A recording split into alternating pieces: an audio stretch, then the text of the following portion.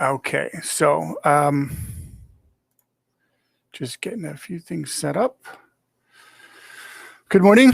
I think we'll go ahead and get going. I think we have everyone that we're expecting are pretty close. My name is Doug Wiesner, and I am the project manager here at PTD Technology, working on CTEIS. And today we're going to be talking about responsibilities for the fiscal agency authorized official, or FA, and the CEPD administrator. When we're combining these two this year, I'll take a little bit of different approach to it.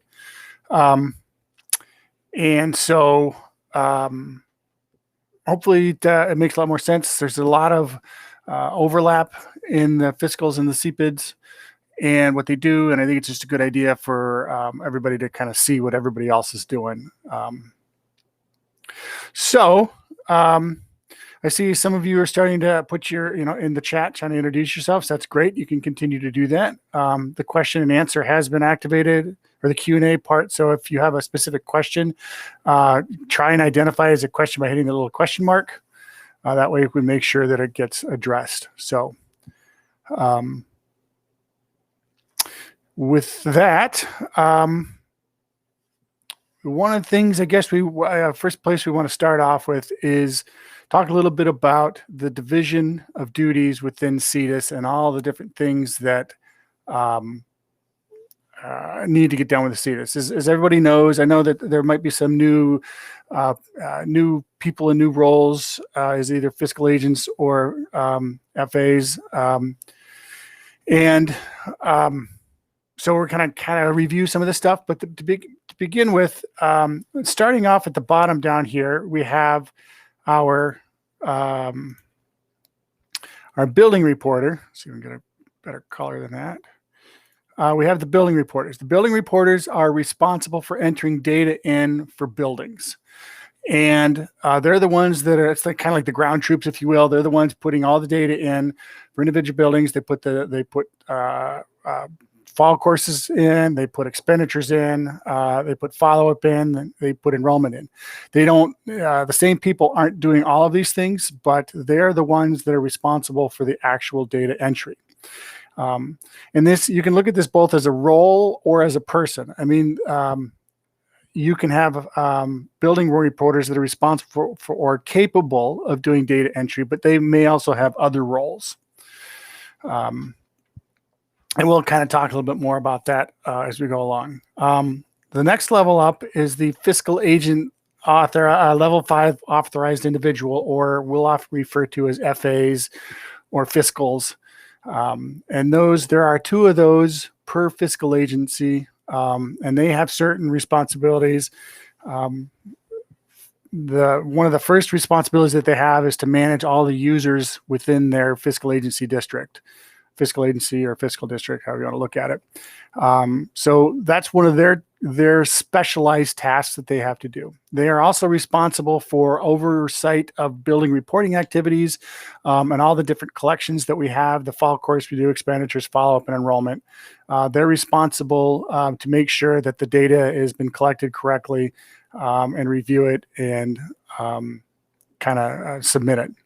Above them, you have the CEPD administrators, and there's one per CEPD, and I think there's 53 CEPDs within the state, and each one of those are responsible also for overseeing the data collection, both at the building and at the fiscal agency level. A lot of these reports roll up to fiscal agency, and it's up to them to take a look at them and making sure that that's all good and appropriate.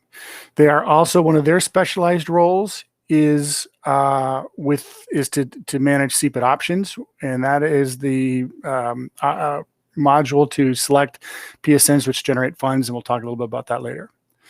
Now, I know that both the CEPDs and the fiscals have other roles, but this is specifically within CTEIS. These are things that they need to do within CTEIS. So, for instance, the CEPDs also still are involved in new program creation, but that is no longer a task that is managed by CTEIS. So we don't really look at that as a CEPD task anymore, at least not within CTEIS.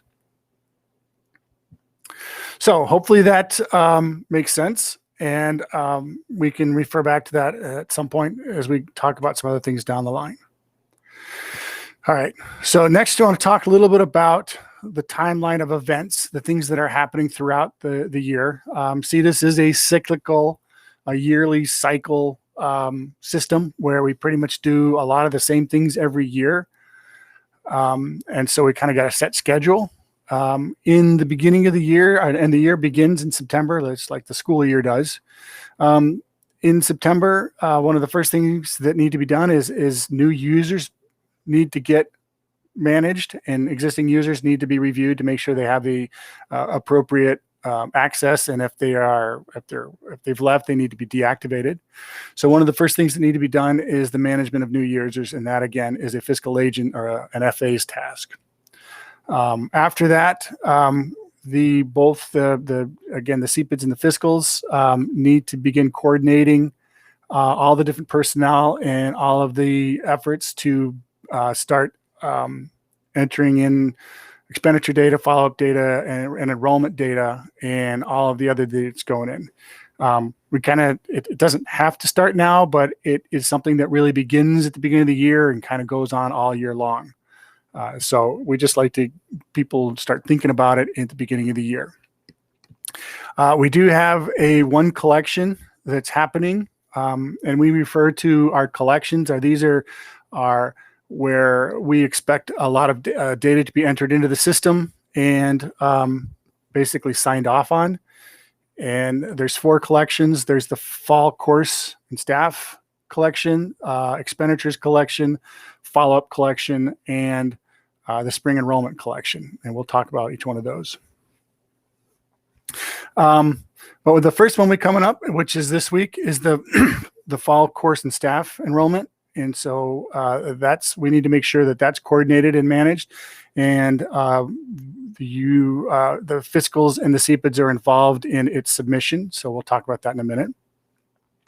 A little bit later down in November, we have the expenditure report submission, or the expenditure collection, and we'll talk about that. And then in January is the follow-up report collection. And then in spring, we start to have, we start to focus on making sure that all the data is in for the enrollment collection. And you can start beginning to do the CEPD options process. And then in May, we actually have an student enrollment deadline. And we'll talk a little bit about that, but that basically we have to have all CTE students into the system so that we can identify all the CTE students and use that information to go start gathering data from other state systems so that we can have data on students that goes beyond CTEIS that we need for our mini reports. Then in June is the final enrollment submission. So there's a lot of work to try and make sure that all the data is in correctly and accurately. Okay, so looking specifically in the fall, again, we talked about managing users, coordinating expenditure enrollment data, and then doing the staff enrollment the staff course, the class and staff enrollment deadline. That's the CEPD. That is the fall course and staff report. Fix that name in there, but that's also coming up real quick. First task, though, we want to talk a little bit about is just the manage users, and this is a task that falls to the fiscal agency, which is always kind of interesting because it's up to them to grant access to the students in the buildings within their in their district. And the first step is that the users need to have a MEIS account, and soon they'll need to have a My Login account, and that will take manage the authentication of the user. In other words, it will manage who the user is and whether they are correctly identified who they are. We then connect that MEIS account and my login account to CTEIS that allows them to authenticate into CTEIS. And the nice thing about that is we don't have to worry about logins. And if someone forgets their login or wants to change their login or has whatever, that MEIS manages that, or my login manages that. We don't have to do that. All we have to do is connect our CTEIS account to their my login account. And I'll show you how to do that in a minute. But that is something, it's kind of like Facebook, if you've ever used Facebook to connect to other systems. And then once you've connected them into the system, the fiscal agent needs to grant them access to CTEIS resources. And there's some what we call horizontal and vertical channels that you can do that. And the first thing is you need to identify which buildings that they might have access to. And within your fiscal agency, you might have a couple of different buildings that are within there, and you might want to have these particular users only accessing this building and some others using another building. So you can manage their access by building. And then you also manage their access by task, which collection they're working on. Are they working on enrollment? Are they working on expenditures? Are they working on follow-up? So you can do that, and I'll show you about that in a minute. So let's go take a look at that real quick. So I'm going to go ahead and go over to the CTEIS application. So this is the CTEIS application. This is the training site. And I've logged in as a user that has fiscal agency responsibilities. And you can see that a fiscal agent there's an admin tab up here that gives you access to admin tasks. So you can see that there's fiscal agency, we say as fiscal agency monitoring tasks, but you also have the manage user task. So if we click on manage users, and again, this is only available to fiscal agents because it's their job to grant access to buildings and students. So you can, if you represent more than one fiscal, you can choose which fiscal you're representing. In this case, this one has more than one fiscal. I can list which roles I'm looking at. And again, the roles, right, we see here that you've got all users, funding, expenditures, new programs. That's an old one, not doing it anymore. Follow-up, and then some levels, which we'll talk about in a minute. Well, I'm just going to click on all users. And you can see that it'll list all the current users that are in this particular district. I can then select one of them. And you can see it gives me some specific information about them, my just basic contact information. But it also has my MEIS account number in there. And the next layer down, it shows what levels they have and what modules or areas that they have access to. There's 4 different levels. Level 4 means that they have the ability to do data entry. Or let me start at the beginning. Level 1 means they're only allowed to see reports. They can't actually look at any individual student data. They can only look at reports. Level 2 means that they can look at student data, but it's read-only. They can't change anything. Level 3 means that they can look at student data and they're allowed to make modifications to the data. Level 4 means that they can do changes. They can see student data and make changes, but they can also see the economically disadvantaged flag. So you can see there's different levels. If your students, if your data entry people don't need to see the economically disadvantaged, again, that's one of a very protected statistic, then you'll only want to give them level 3. If they need to see it all, then you can give them level 4. A lot of times they like to give, some people might give access to the system where they only want to see report, they only just want to view it and they don't want to change it. And maybe that's just as a way to let people see things, but they're afraid they'll mess things up if they go in. That's a way to kind of handle that. You can also set up modules. Right now, this particular user only has access to enrollments and funding. And that has more to do with just, basic enrollments and how the enrollments get into the funding reports. You can also separately provide access or to do the expenditures reporting. And by the same token, in FollowUp. Again, we used to do programs, but that program is kind of no longer a part of CTEIS, so that really doesn't do anything at this point. And then the next task you need to do is provide them access to the buildings. And if you go down here, you'll have on the left side all the available buildings that haven't been granted access to. So if I move all these over here, so these are all the available buildings in that particular fiscal agency, and I can, individually or collectively I can highlight them and move them over, and then grant access to them one at a time or in mass. But this will allow me to provide individual access to buildings. So this is kind of how you'd set up new users. Now, the one thing that is important to note is that the fiscal, even though the CEPD is kind of at the top of the hierarchy, it's still up to the fiscal agent to grant access to students to the CEPD. So if a CEPD would like to be able to look at student data, the fiscal agent has to go in, locate them on their list, and then actually go in here and grant them access to that particular building. And so this means that if you have a CEPD administrator that is overseeing 2 or 3 different fiscal agencies, each individual fiscal agency has to grant them access to their buildings. I know that this has been kind of a problem, but based on the current set of FERPA laws and their interpretation, this is how we're managing that process. It's always under discussion about whether it can be done differently, but this is currently where we're at as far as that goes.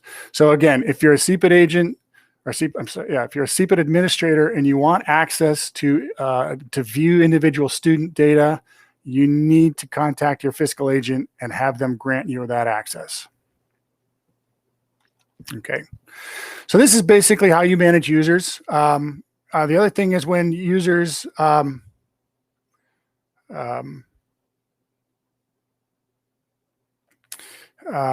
see if I go back to all users, and and you can export them to Excel if you need to see that. And the other thing to keep in mind is that you can only create users inside your fiscal agency. If fiscal agencies our fiscal agents cannot create other fiscal agents, and they cannot create CEPD administrators. That is a task for OCTE. So if you have a new fiscal agent that you want to get on board, they have to talk to OCTE and fill out a security form, and then they will get created as a fiscal agent. Okay, so that's one of the first tasks that need to be addressed. The next thing that we want to, that is a main task of both fiscal agents and CEPD administrators, is the processing of the submissions of the collections. And so basically they all kind of go like this. This is kind of an idea of how the general collection process goes.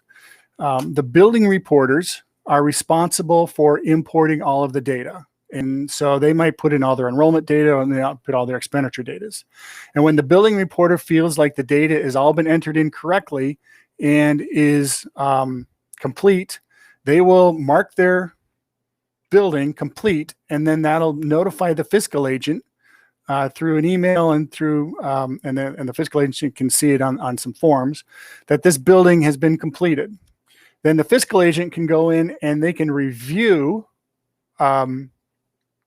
the data and make sure that everything looks good. And if they agree with it, they can take that same building and then submit it to the CEPD administrator, and then the CEPD administrator will look at that building and review it. And if they think everything is good, then they will mark it reviewed, and OCTE can then say, all right, this building has been completely done and all it's good, and we're gonna add it to the total. If the fiscal agent or the CEPD, or for that matter, the OCTE finds an issue with it, they have the ability to mark it and return it. So, and I'll show you about in a minute. So if the billing reporter submits it and the fiscal agent says there's something wrong with this, or there's missing data, or you did it wrong, or whatever, they have the ability to return it back to the billing reporter and let them know that that there's something else that needs to be done. So, and that's important because if a building is completed or submitted, we kind of lock down all of the data entry parts to that, so that the data cannot be modified after that point. So if there is something that needs to be fixed, the building needs to be reopened, either through the return process, depending on how far up or down the chain it's gone. And this basically works the same for the fall course collection, expenditures, follow-up, and enrollment. You will see this same kind of process. All right. So taking a look at the first collection that coming up, it's the fall course collection. And again, this collection just requires one course per staff per program. And this is used for the programming staff and OCTE to be able to plan their resources and know what's going on, and have a better idea of what what their tasks look like for the year. You don't need to have students. You don't need to have your segments of your competencies done. You don't need to have work-based learning or credentials. You don't need to have anything finalized on your courses or students or enrollments. You just need to have, if you have a teacher that's going to be teaching 3 classes in the year, you just need one of those courses and that staff in that program. So all it is a way for us to be able to identify the programs and the staff that are expected to be working in CTE in the coming year. So what does this look like? Well, let's go back over to here. So if I am a data entry person, if I'm a data entry person, all of my tasks are under the data entry tab. If I am a administrator, either being a fiscal agent or a CEPD administrator, all my tasks are going to be under the admin tab.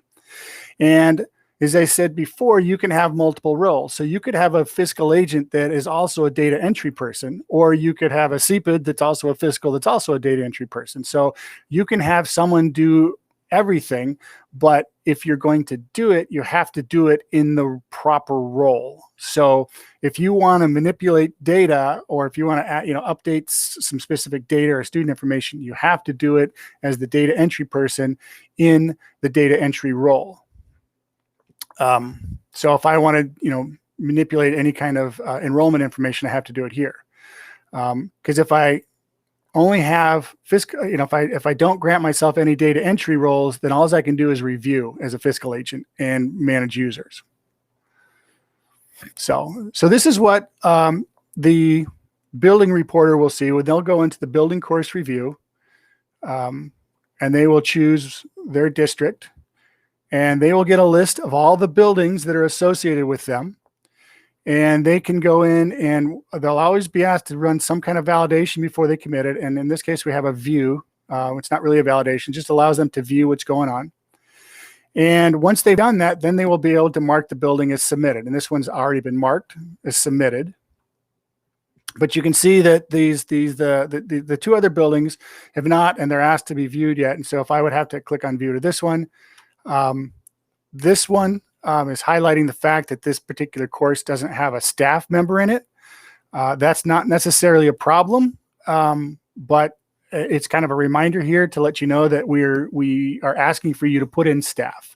You can see that you can still complete it, but you are being strongly encouraged and asked to put in your staff. And if you don't, then depending on how prevalent that is, it might be an issue later on.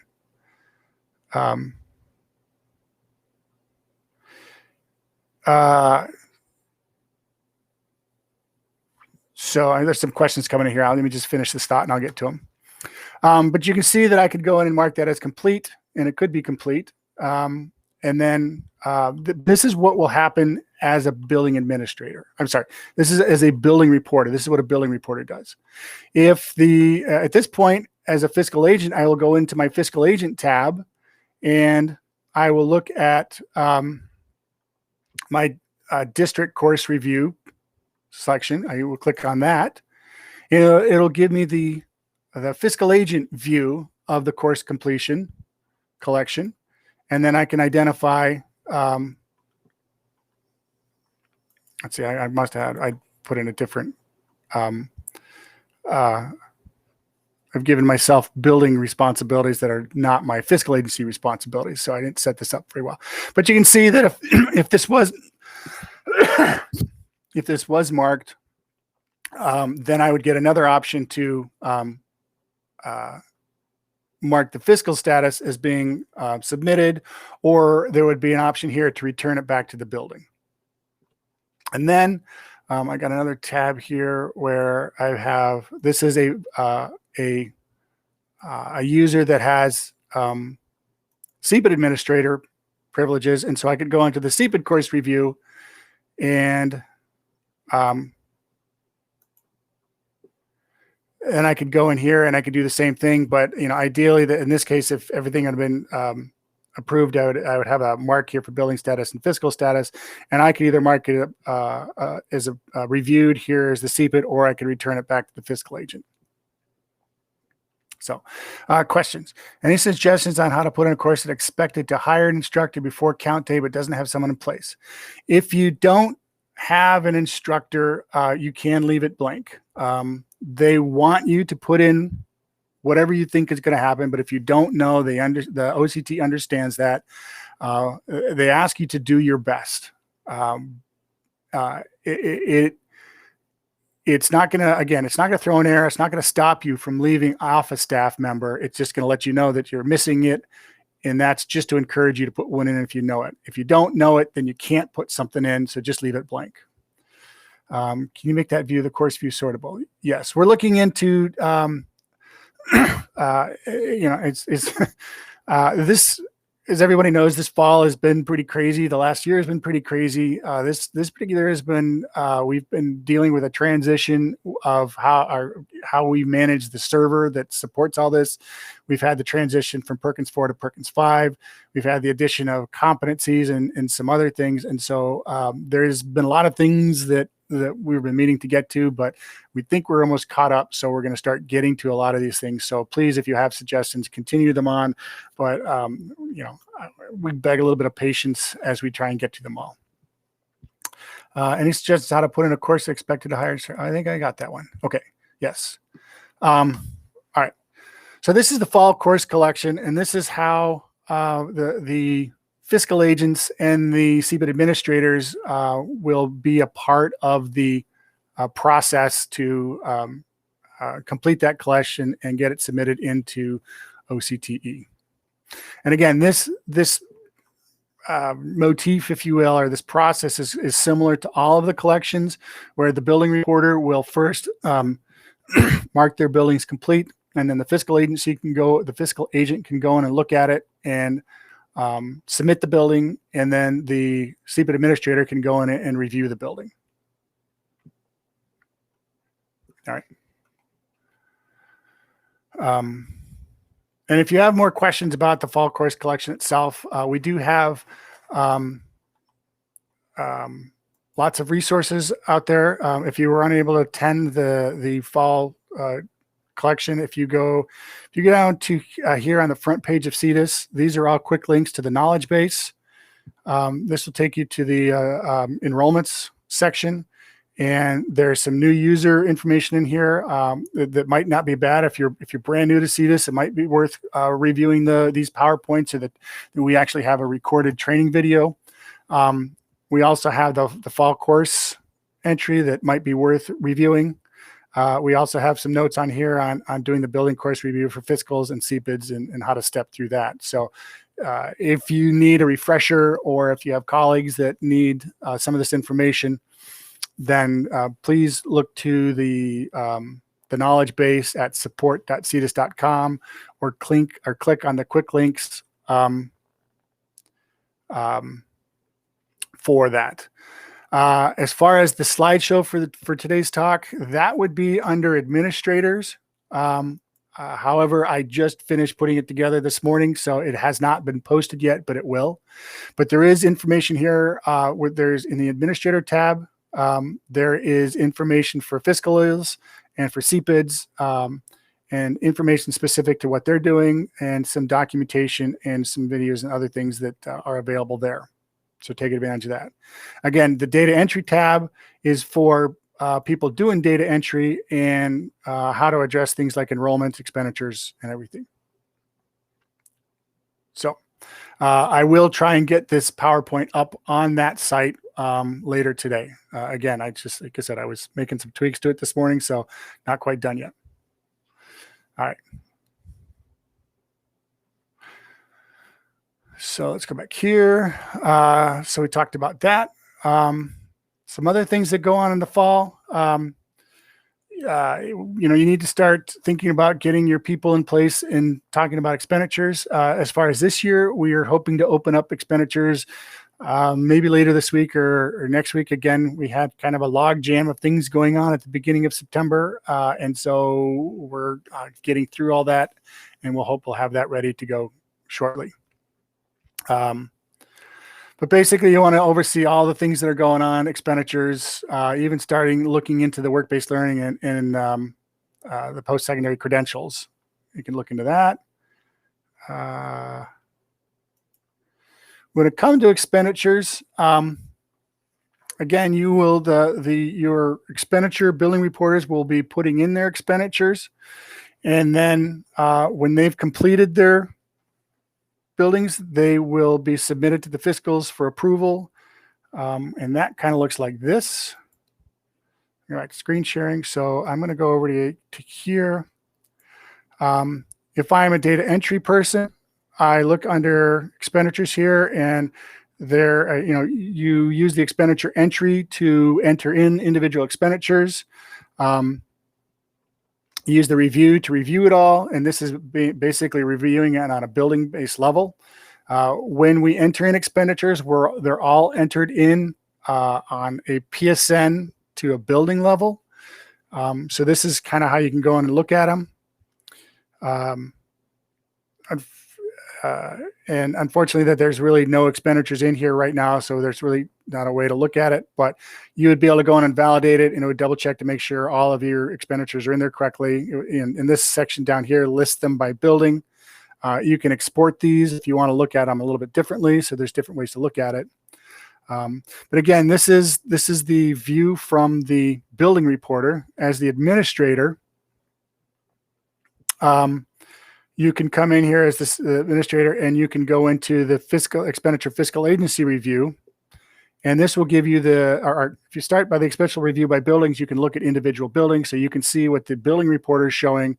If you do the fiscal agency review, it actually gives you all the buildings in your fiscal agency, but then it will actually roll up all your expenditures to your fiscal, as that is kind of where the matches are made. Your worksheet will kind of explain to you all the money that you received, and it tells you how where these numbers are coming from. The table on the right shows how much expenditures you reported, and the types of expenditures, and will also, in the red here, it will tell you whether you've met your matches, and because there's a certain requirement that you for all your 61A fund money, you have to spend it all in 61A tasks. And if you don't, it will let you know that. And also that 61A funds, 90% of them have to be done in program improvements, and it'll let you know whether you've done that or not. If you see red there, that means you're subject to recapture from OCTE. If you've met your matches, or if it's even, then it'll show green there. So fiscal agents are encouraged to pay attention to that, to make sure that you stay on OCTE's good graces and you don't find yourself looking at any kind of recaptures. And again, we have the expenditure training that goes into this a lot more detail. But as far as the CEPD goes, you will process the same way that you did this with the enrollment reports. Once the buildings have marked them complete, you will see an X here, and you'll have an opportunity to mark the fiscal agency as view of the building complete, and then that'll roll up to the CEPD. And again, you can, if you're doing the CEPD review, you will need to go in here into the enrollment, the CEPD expenditure review here. And then this will allow you to go in and look at all the different fiscals in CEPD, and you'll be able to review them fiscal by fiscal and mark them forward.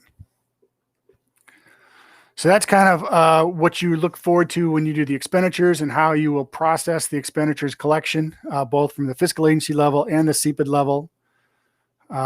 And again, you know, if you want to get more details about what goes on in the expenditure reporting, there's the expenditure training where we spend more time on how to, you know, what the significance of the matches and what the funds and the dollar amounts mean and everything. So,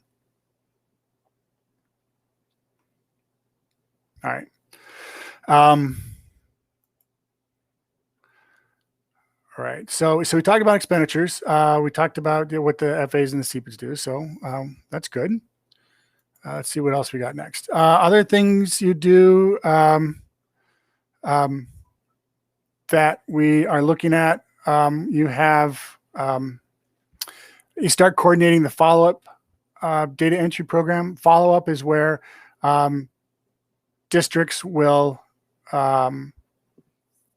try and contact students that have left school in the last year, who've reached a concentrator status, and survey them in terms of you know, what they're doing in terms of their CTE program and whether they're using any of the skills that they've been taught.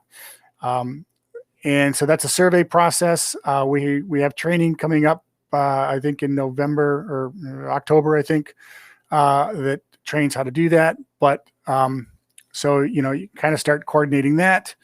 And then in January is when we will do that process or complete the collection. But it's, you know, we will be starting to advertise for the training coming up shortly. And again, just, you know, start coordinating that. And then in January, we actually do complete the follow-up collection, and we'll be submitting all that. So we will we'll be looking towards that. What that looks like is if we go into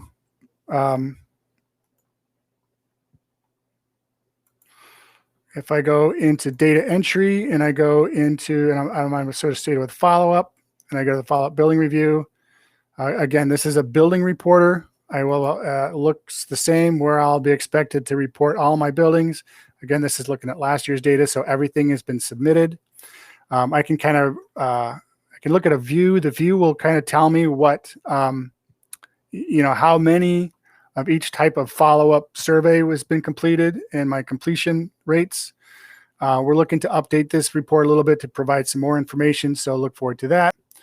But this is something that you can look at to make sure that all of your follow-up surveys have done correctly. Again, though, right now I'm looking at this from the billing reporter standpoint.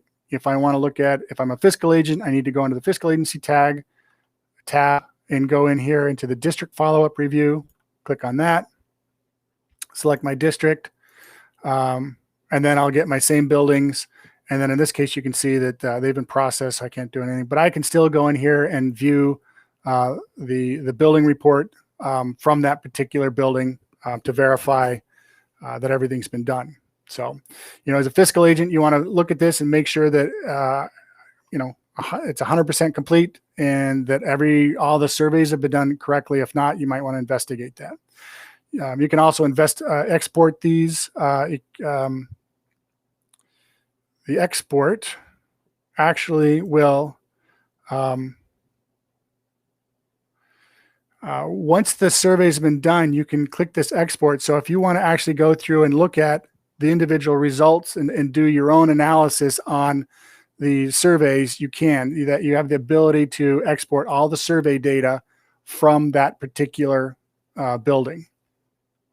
So you have that available to you. Again, if I'm the CEPD administrator, I go into the admin tab and then select, sorry, this is not my CEPD administrator. This is my CEPD administrator. So if I go into the CEPD administrator, come here and go in as my CEPD administrator. Oh, that's my OCT. Click on admin and I can go in and do the CEPD follow-up review by clicking on that. And this will allow me to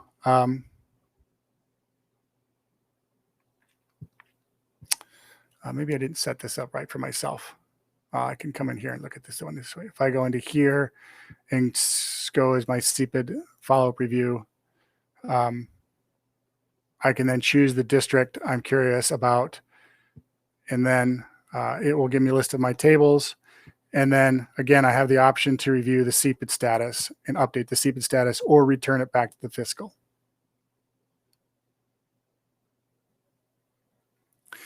The question came up in as in the follow-up goes, if there's a student transferred to another district, which student does the follow-up? We have a process when we generate a follow-up list. We have a process that we call it an unduplication, but it picks a primary program for that student, and it's based on how what their advancement was. It's based on whether the program has credentials. That there's a whole bunch of criteria that allow us to pick a program, one program over another, and this includes programs from different districts. And once that it picks that is the primary program that the student is reported under. So if you had a student that was in your district, or even if he was taking two different programs in two different districts simultaneously, he may even completed in your district, but the unduplication process picked the other program for whatever reason. It's up to whoever the primary district is to do the follow-up. And you can always check that. There is a report in here in the follow-up process at the building reporter level. I go into follow-up. I'm trying to think of where that. Maybe it's in here. Follow-up reports. No, I don't think that's it. There is a report in here. I'm trying to think of where. I can't remember where we put it. That allows you to look for completers in another district. I'll find it and put it out there later. But there is and that tells you whether a student that you expected to be in your district, you can go see if he was marked to be followed up in another district. So hopefully that answers your question. Yeah, it's in the follow-up list section for building report. Yeah, so if I go into the follow-up here, I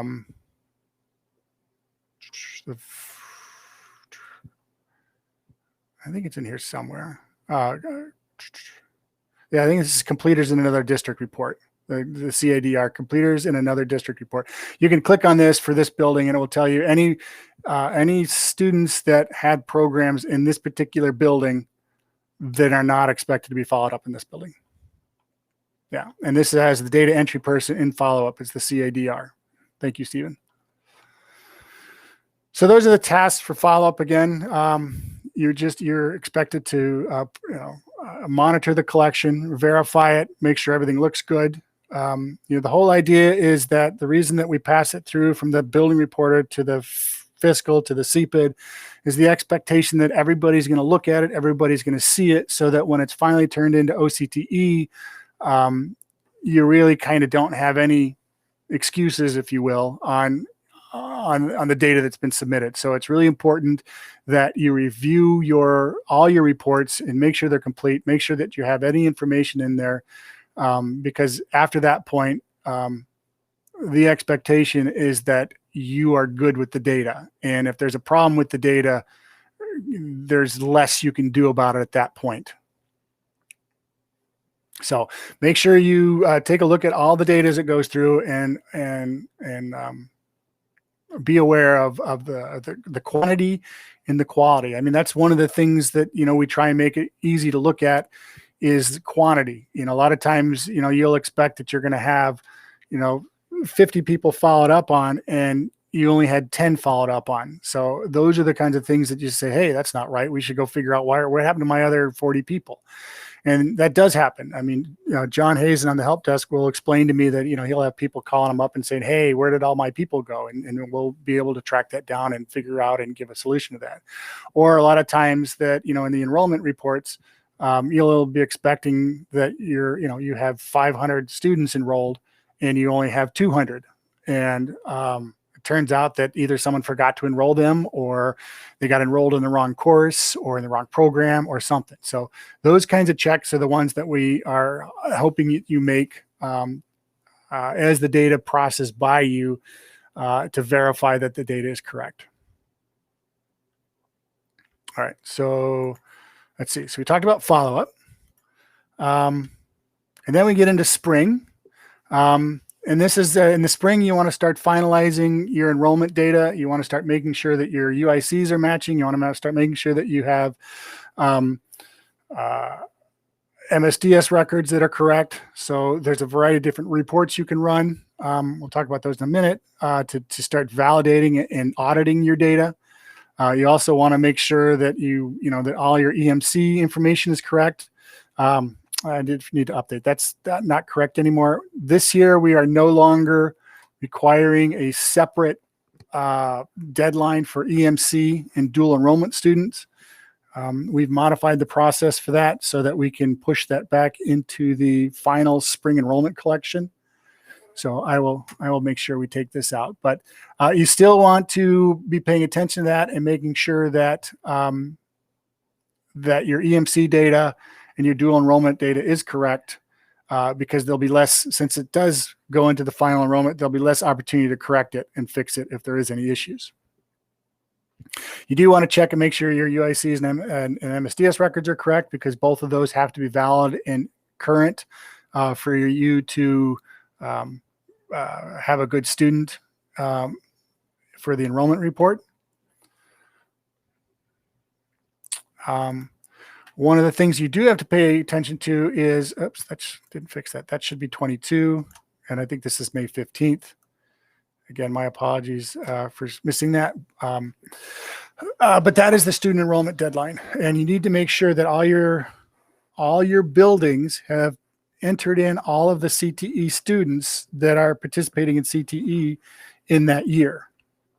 And the idea is that you should, this is something you should know by May, every CTE student you have. And they need to be enrolled so that we can take that information and use it to run it against a couple of other state data systems so that we can pull in their state data like MME and the GAD file, because we need that information for funding and we need that information for the CPIs. And that getting that information takes time. So we've kind of done this early so that we can get an early start on getting that data.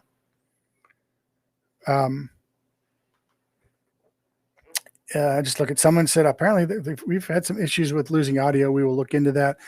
This video is being recorded, and so this will be posted up. So if you do have some issues with your audio, then we will see if we can, you can review it in the video.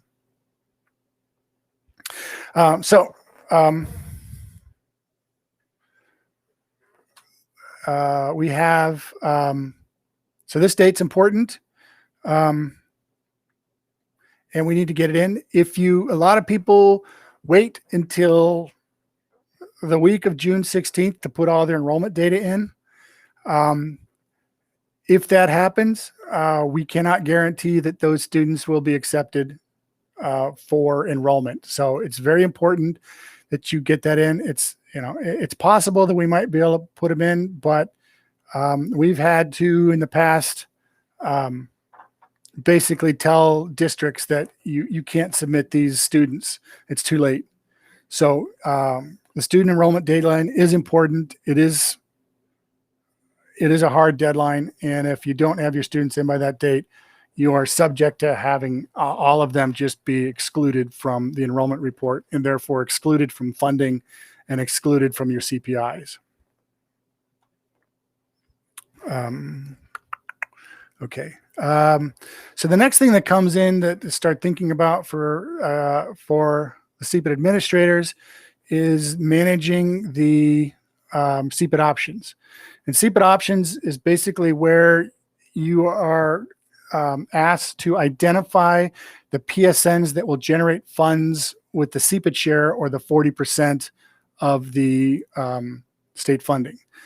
As you may know, or as you understand, the 60% of the funding goes to programs that are picked based on their the rank status, and that ranking is based on program cost. It's based on how the state thinks that, whether they want these things to get funded, etc. So the first 60% of the funds go to the top ones on the rank list, but then you have the opportunity with the 40% or the CEPD share to identify which programs you want to be generating funds. To do that, you will go into your admin section and you'll select on the CEPD options function, and this will allow you, it will list all of the programs within your CEPD, and it allows you to, it'll show you which ones you picked in the previous year. And then it allows you to, if you save that, then it will save it for the next year, or you can go in and add or subtract by highlighting and unhighlighting. Here we go. We've got them all. When we change servers, some of our colors got a little bit weird. So we're going to fix these colors because these are not ADA compliant colors, but we will get that fixed up. But anyways, in this case, this particular one, they've basically chosen every single one of their programs to generate funds. You could go in there and say, pick and choose. You can, say that I don't want these ones to generate funds, but I want these ones to. You have the option to select all of the non-60%. So you can say the 60% programs, the ones that are in the rank list, I want to exclude those, and I want all of my CEPD share to go to non-60%. So a couple of different ways that you can organize your CEPD options to determine how and what programs generate funds. And this is important because it's how the funding is reported. And when you do your expenditures, it will show up that these particular programs got funded.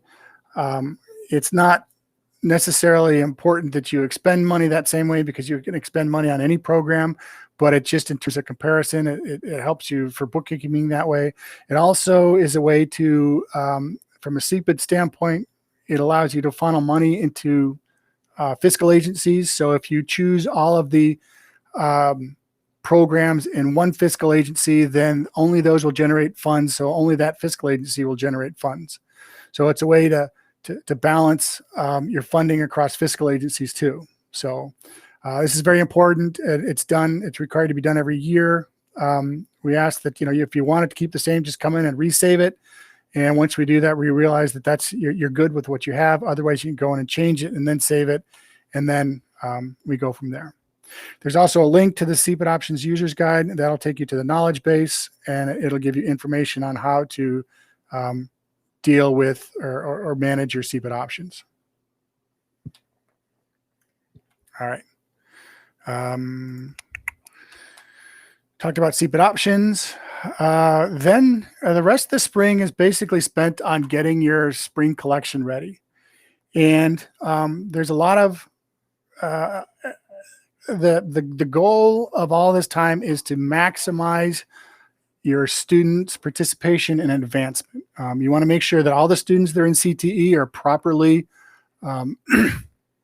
identified, and you want to make sure that all your students in CTE have all of the segments and or competencies associated with them to show, to maximize their advancement in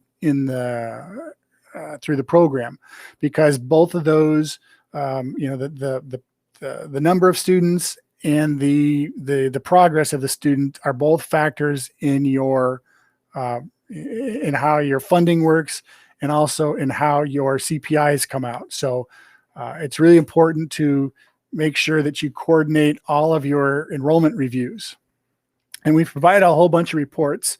Unfortunately, many of these reports, because of the advent of Perkins 5 and competencies, are in the process of being redone. But we will have them ready for you by spring for sure, along with some new reports. A lot of these reports, you have one of the old reports was the completer assessment report, which would go through and within a program list all of your students and how many segments they have. We will probably modify this and call it a completer advancement or a student advancement report, which will go in and identify all your segments for you, along with in Perkins 4 programs and your competencies in Perkins 5. So this will be added up, but this is a very good tool to go on in, and it kind of will let you know, based on the information that's currently available, how many concentrators and completers do you have? Again, that's one of those tests to say that, we've been pushing a lot of kids through, and we should have, 90% of our kids should be concentrators, and it comes back and says only 10% of them are. You need to know, that you need to go back and look at what you're doing. Areas you can look at are your instructional design, make sure that's right, to make sure that your students have all of the right segments and the right competencies. Because after you submit it, it's almost impossible to go back and undo it. So you want to make sure that you review this stuff ahead of time, and you have the ability to do that as fiscal agents and CEPD administrators. And so we encourage you to do that. So this is one of the reports. This is the other report, instructional design. If you're missing students, or your students aren't getting the segments and the competencies, we're going to update our instructional design reports for competencies and segments, and that'll be out shortly. But this is a good way to track down to make sure that your students are getting the segments and the competencies that they're supposed to. So you can look at that. We have building list reports, so this can, make sure that you're, if you've got classes that are supposed to have 30 kids in them and you only see 10 in them, you can kind of figure out what happened. Sometimes the dates get in wrong, or they get the wrong grades or whatever, and so that's important. So that's a tool that you can look at to verify that your students are correct. You have, as I said, there's a lot of audits that need to be done. If you have students with bad UICs or invalid UICs or secondary UICs, you need to fix those. And so there's a bad UIC by billing report, which will list all of the UICs that are currently marked as invalid. And then you can work with the help desk or your resolvers to figure out what you need to do to get those UICs fixed. You also have the MSDS report, which will tell you those students that don't have an updated or current MSDS record. And then you can kind of look into trying how to fix that. This is the MSDS report. So it'll list by building any UICs that don't have an updated MSDS report.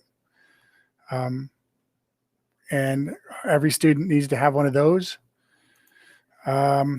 We've got a program enrollment history report. And again, if you have students that look like they're not being completers, you can kind of look at what their courses they have.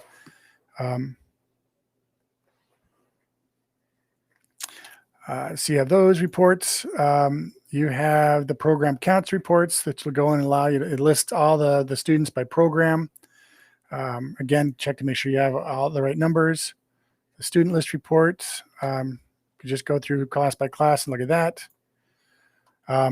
So a lot of different reports that are available to you to make sure that your data is accurate and has been maximized. And we have some training in the spring. We have a program, I think it's called Maximizing the Spring Collection or Student Enrollment or something like that. But it's designed on how to use these reports, and we will be updating that this spring with all of the modifications to these reports. but that's something that you want to be doing in the spring, and that you want to be making sure that your building reporters are doing, so that all you have to do is review and check off. But again, these are good forensic tools, if you will, that allow you to try and figure out, what your data looks like, and if there's any issues, what the cause is.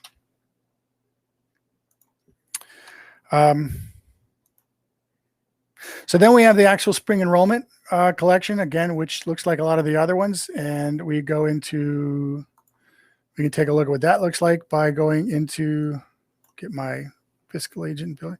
So I can go into data entry, and I can go into, as a building reporter, this is my enrollment completion. And I can go in here, and I can, in these cases, this shows some of the, the building status of where, what has been selected. I can run a validation. The validation will actually go through and check your students to make sure they have UICs and MSDS records, make sure they haven't exited school, make sure they have all of their special populations filled out. It'll make sure that they're enrolled correctly and the dates are correct, and make sure the courses are correct. It'll make sure that the programs are correct and active. It'll make sure that you have your work-based learning and your credentials all entered in correctly. So it does the whole gamut. It checks everything in the validation. And you can run the validation at any time, and it'll kind of give you an idea of what's going on. However, you don't run it too early, because you kind of fix yourself. If you mark something complete, you'll fix yourself in so that you can't change anything. So you want to get it done, but maybe not too early. We have the 4043 report, which will actually is an export right now that will give you all of the validation results. You have the 4383 with students, and so it'll actually list all the students that you're having classes. Again, for right now, these I can't. These are the enrollment data is not right, so I won't show you anything here. But then we have the completer assessment report, which is nice to have there. But all of these are available whether you're a building reporter, you're a fiscal agent, or a CEPD. And then you can see where along the line the submission process is. If I'm the administrator, the fiscal agent, then I click on administration and go to the enrollment collection submission. And then it allows me to go in, and I can also look backwards in time. I can look at history, but this will show me what happened in 2020, 21. And I can view the reports. I can see if there's any issues, and then I can mark them completed. And then same thing, if I'm the CEPD administrator, I can go into my CEPD administrators function into the CEPD administrator tab and do the enrollment completion collection, and then process it along that way too. And yes, Stephen made the point that running the validation does not mark the building complete. But you will have to run the validation before you mark the building complete. So even if you ran the validation today and wait till tomorrow and then return to the page, it's going to ask you to run it again before you mark the building complete. And once you mark the building complete, it will lock up all of the pages so that you are not able to update any more records. So that's basically, how you do the final collection of the enrollment collection. And it goes a lot better if you pay attention to those auditing reports and get all your data in correctly. There's a lot less to clean up. Your validations are a lot easier to run. Some of the top problems with running validations too early is that if you've got a couple hundred students and a couple hundred programs and they all have the same problem, then it throws a couple hundred errors and it overfills and it just quits checking. So it will, if there's too many errors, it will quit checking, and that may give you some kind of false sense of security. So you want to make sure that your data is in good shape before you start running the validation, because it could get overloaded with errors. All right, so let's talk about the spring enrollment. So it's a lot. There's a lot to do here, a lot to pay attention to, but there's a lot of help.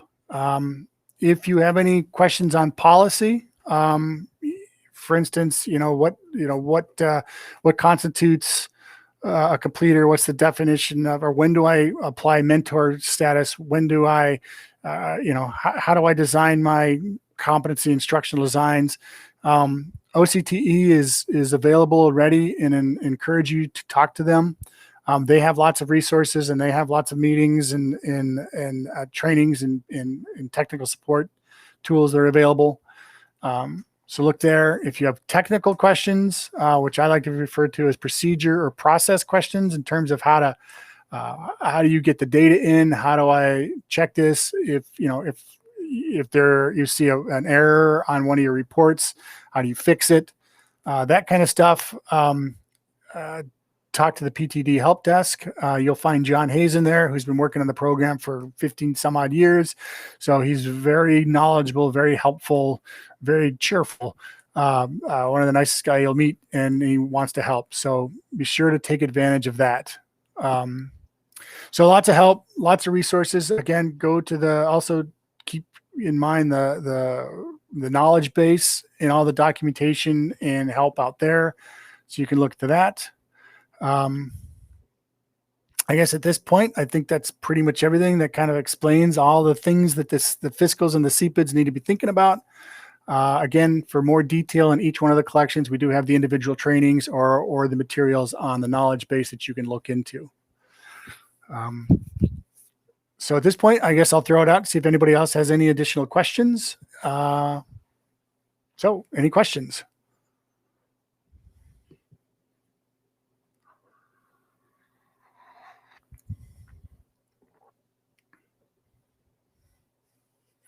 All right, we had someone typing there. So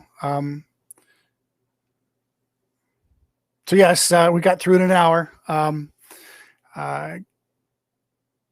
Hopefully that was a good hour, and we consolidated it and we kind of joined things together. And hope I gave everybody the CEPDs the view of what the fiscals do, and the fiscal a view of what the CEPDs do, and what you all see what the billing reporters do. So hopefully that was helpful. So yeah, sounds good. The evaluation form, I believe when you close down the click meeting, it should prompt you for one. If not, we will be sending you an evaluation sheet as an email, a link to it if you haven't done it already. If not, there is also, you can just go to the knowledge base into the registration page, and you will be able to access the evaluation from there. So yeah, hopefully this is going to be a smooth year. Like I said, we've kind of fire hosed September, but hopefully it'll slow down and get a little bit easier as we kind of get all this stuff done. So the course import report. Yes. We actually put that out yesterday, and we were testing it. We ran into a couple of bugs that where it was failing. So we were getting those updated. I'm waiting to hear back as soon as I get off the call to see whether we're able to put that into production. It is out there, but depending on what your file structure looks like, it may bomb. So we didn't announce it to the world yet. But we're very close. I hope hopefully by lunchtime we can get it out there. So yes, and thank you all. Enjoy your day. Hopefully see you around, maybe at the January conference in Grand Rapids or somewhere else. So that's the student enrollment. If you look up below, I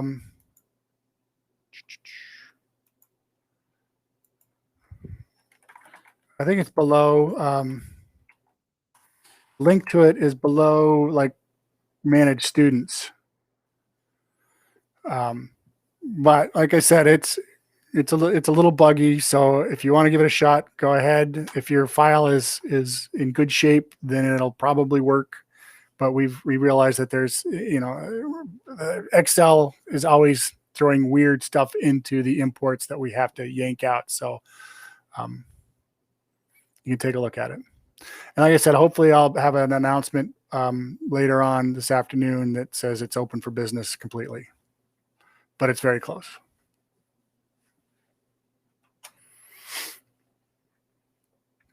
All right. I think we're done. Everybody have a good day and have a good school year.